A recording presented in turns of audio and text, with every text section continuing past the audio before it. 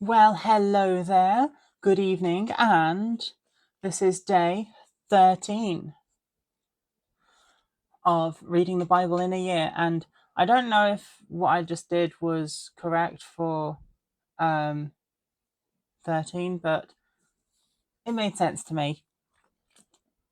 Right, I've just had a bit of trouble with my microphone, so yeah, I need to plug it in before I turn it on.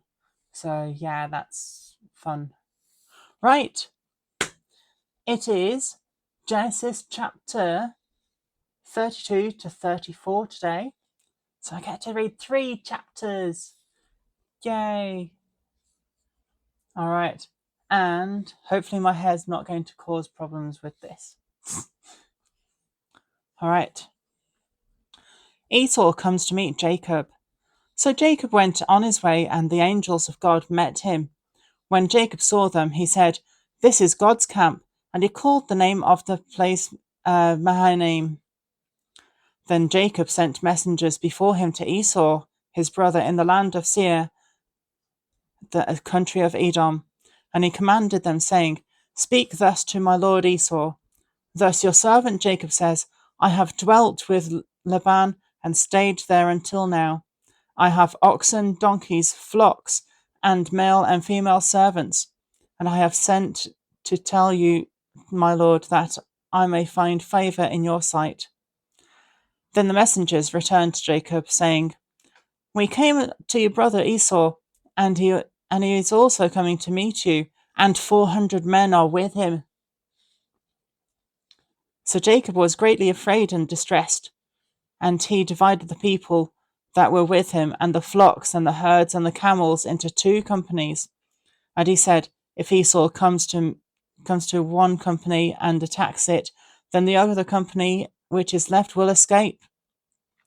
Then Jacob said, "O God of my father Abraham and God of my father Isaac, the Lord who has said to me, 'Return to your country and to your family, and I will deal well with you.' I am not worthy of the least of all the mercies and of all the truth which you have shown your servant. For I crossed over this Jordan with my staff, and now I have become 2 companies. Deliver me, I pray, from the hand. Bleh. Deliver me, I pray, from the hand of my brother, from the hand of Esau, for I fear him, lest he come and attack me and the mother with the children." Only one? I'm sure he's got like 4 wives that we've read about.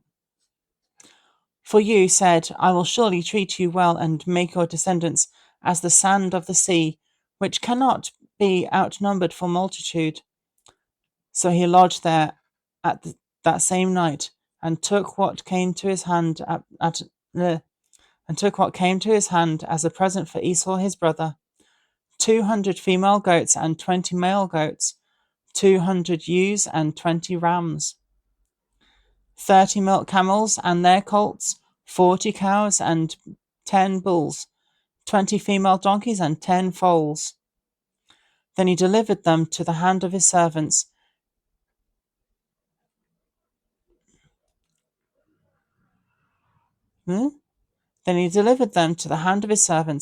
Every drove by itself, and said to his servants, "Pass over before me, and put some distance between successive droves." Oh, a drove is like a collection of things. And he commanded the first one, saying, "When Esau my brother meets you and asks you, saying, 'To whom do you belong, and where are you going? Whose are these in front of you?' Then you shall say, 'They are your servant Jacob's. It is a present sent to my lord Esau, and behold, he is also behind us.'" So he commanded the second and the third, and all who followed the droves, saying, "In this manner you shall speak to Esau when you find him. And also say, Behold, your servant Jacob is behind us. For he said, I will appease him with the present that goes before me, and afterward I will see his face. Perhaps you will accept me. So the present went on over before him, and he put himself lodged that night in the camp, wrestling with God. And he arose that night and took his 2 wives, his 2 female servants, his 11 sons, and crossed over the ford of Jabbok. He took them, sent them over the brook, and sent over what he had. Then Jacob was alone, and a man wrestled with him until the breaking of day. Now when he saw that he did not prevail against him, he touched the socket of his hip, and the socket of Jacob's hip was out of joint as he wrestled with him. That's cheating. And he said, Let me go before the day breaks. But he said, I will not let you go unless you bless me. So he said to him, What is your name? He said, Jacob. And he said, Your name shall no longer be called Jacob, but Israel. For you have struggled with God and with men, and have prevailed. Then Jacob asked, saying, Tell me your name, I pray. And he said, Why is it that you ask me my name? And he blessed him there. So Jacob called the name of the place Peniel, for I have seen God to face, and my life is preserved. Just as he crossed over Penuel, 2 different names. Ah,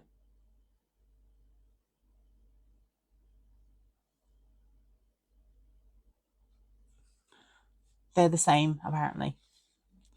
The sun, just as he crossed over Penuel, the sun rose on him, and he limped on his hip. Therefore, to this day, the children of Israel do not eat the muscle that shrank, which is on the hip socket, because he touched the socket of Jacob's hip in the muscle that shrank.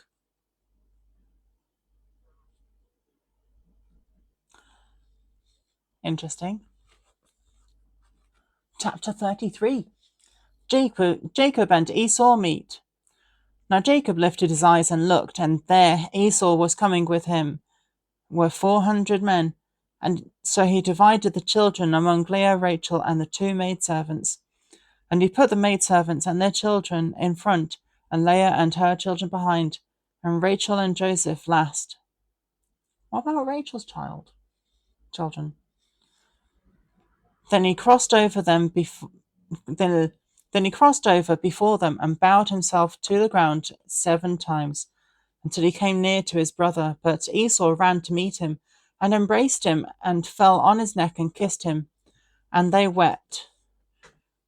And he lifted his eyes and saw the women and children, and said, Who are these with you? So he said, The children whom God has graciously given your servant. Then the maidservants came near, they and their children bowed down. And Leah also came near with her children, and they bowed down. Afterward, Joseph and Rachel came near, and they bowed down. Then Esau said, What do you mean by all this company which I met? And he said, These are to find favor in the sight of my Lord. But Esau said, I have enough, my brother. Keep what you have for yourself. And Jacob said, No, please. If I had found favor in your sight, then receive my present from my hand, inasmuch as I have seen your face as though I had seen the face of God, and you were pleased with me. Please take my blessing that is brought to you, because God has dealt graciously with me, and because I have enough. So he urged him, and he took it. Then Esau said, Let us take our journey, let us go. I will go before you. But Jacob said to him, My Lord knows the children are weak, and the flocks and herds which are nursing are with me. And if the men should drive them hard one day, all the flock will die. Please let my Lord go on ahead before his servant. I will lead on slowly at a pace which the livestock that go before me and the children are able to endure, until I come to my Lord in Seir. And Esau said, Now let me leave with you some of the people who are with me. But he said, what need is there? Let me find favor in the sight of my lord. So Esau returned that day on his way to Seir. And Jacob journeyed to Succoth, built himself a house, and made booths for his livestock. Therefore, the name of the place is called Succoth. Right.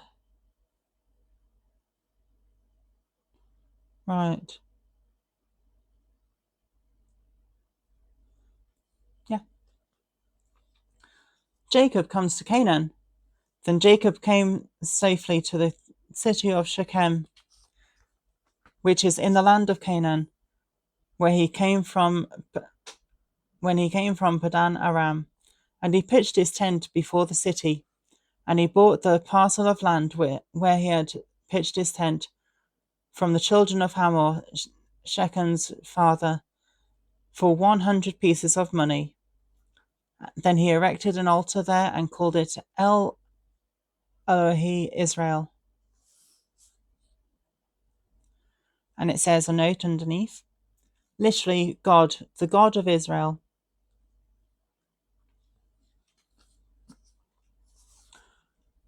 Chapter 34, the Dinah incident. Now Dinah, the daughter of Leah, whom she had borne to Jacob, went out to see the daughters of the land. And when Shechem, the son of Hamor the Hivite, prince of the country, saw her, he took her and lay with her and violated her.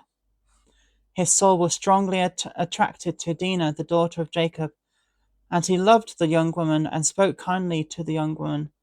So Shechem spoke to his father Hamor, saying, get me this young woman as a wife. And Jacob heard that he had defiled Dinah his daughter. Now his sons were with livestock in the field, so Jacob held his peace until they came. Oof. Then Hamor, the father of Shechem, went out to Jacob to speak with him, and the sons of Jacob came in from the field when they heard it. And the men were grieved and very angry, because he had done a disgraceful thing in Israel by lying with Jacob's daughter, a thing which ought not to be done. But Hamor spoke with them, saying, the soul of my son Shechem longs for your daughter. Please give her to him as a wife, and make marriages with us. Give us your daughters to us, and take our daughters for yourselves.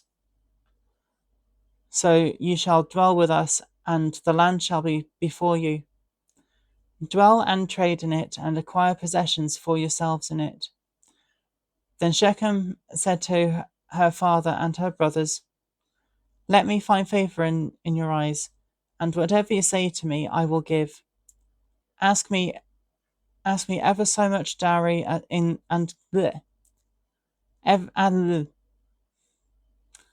Ask me ever so much dowry and gift, and I will give you according to what you say to me. But give me the young woman as a wife.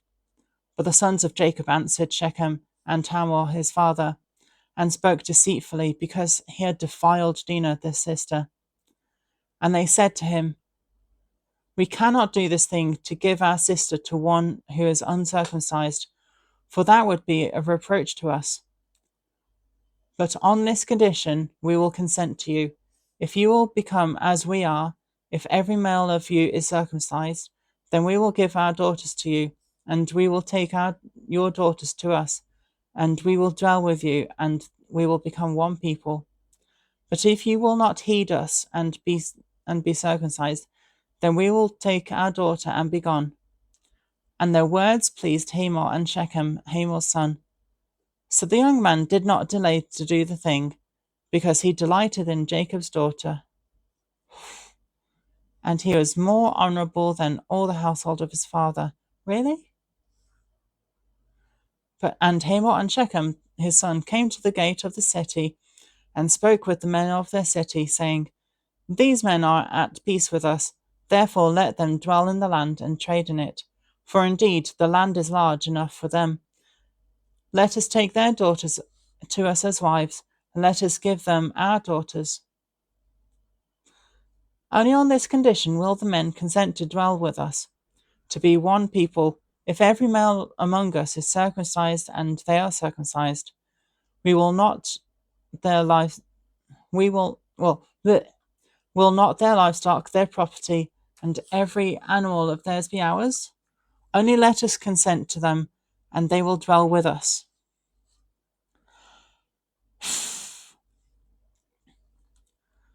And all who went out of the gate of his city heeded Hamor and Shechem his son. Every male was circumcised. All who went out of the city gate of his city. Now it came to pass on the third day, when they were in pain, that the two sons of Jacob, Simeon and Levi, Dinah's brothers, each took his sword and came boldly upon the city and killed all the males. And they killed Hamor and Shechem his son with the edge of the sword, and took Dinah from Shechem's house and went out. The sons of Jacob came upon the slain and plundered the city, because their sister had been defiled. They took their sheep, their oxen, and their donkeys, which was in the city, and what was in the field, and all their wealth, and all their little ones, and their wives, and they took captive.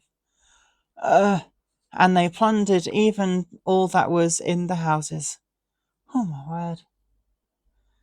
Then Jacob said to Simeon and Levi, you have troubled me by making me obnoxious among the inhabitants of the land, among the Canaanites and the Perizzites. And since I am few in number, they will gather themselves together against me and kill me, and I shall be destroyed, my household and I. But they said, should he treat our sister like a harlot? Ooh, what a way to finish the reading. Oh, my word.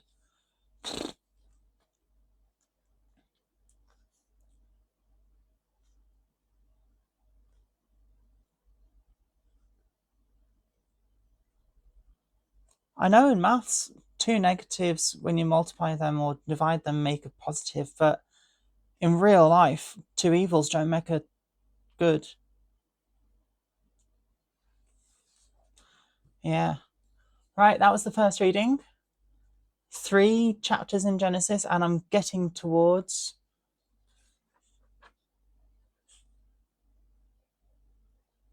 I'm getting towards Joseph, the story of Joseph in Egypt. Yes. All right, on to the next reading.